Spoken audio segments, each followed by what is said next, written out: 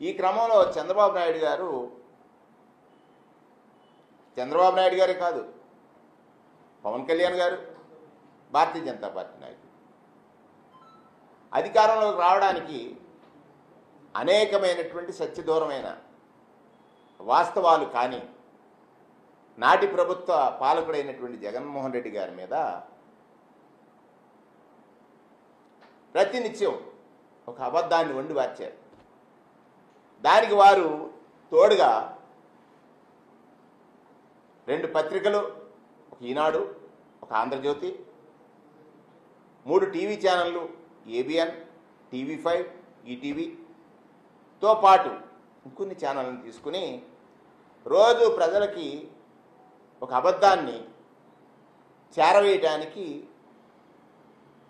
చాలా చాలా ప్రయాసపడ్డారు. అబద్ధాన్ని చేరవేశారు.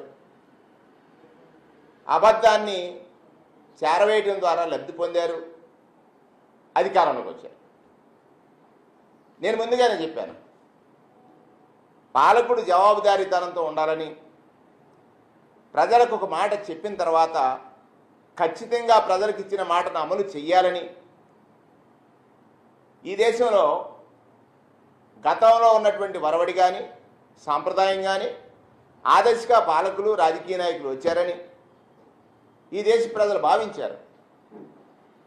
అలాగే గడిచిన ప్రభుత్వంలో జగన్మోహన్ రెడ్డి గారు నవరత్నాలు అనేటువంటి 9 హామీలు ఇచ్చి ప్రజలకు ఇచ్చినటువంటి నవరత్నాల అమలులో ఈ రాష్ట్ర ఆదాయం గణనీయంగా పడిపోయినా కోవిడ్ వచ్చింది.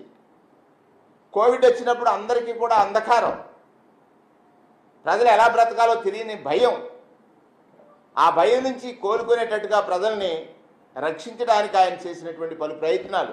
కోవిడ్లో ఆదాయం పూర్తిగా పడిపోయింది. ఆదాయం పడిపోయినటువంటి రాష్ట్రంలో ప్రజలను ఆదుకోవడంలో ఎక్కడా కూడా ఆయన నిర్లక్ష్యం చేయలేదు. ఆదాయం లేదని ఎక్కడా కూడా విస్మరించలేదు. ఆదాయం లేదు, లేకపోతే ఇక్కడ ల్యాబులు లేవు, లేకపోతే ఇక్కడ వైద్యం లేదు అనేటువంటి మాటలు ఎక్కడా చెప్పలేదు. ప్రజలకు ఒక ధైర్యాన్ని ఇచ్చాడు, ప్రజలకు ఒక భరోసానిచ్చాడు. అటువంటి పాలన చూశారు, అది నిజం.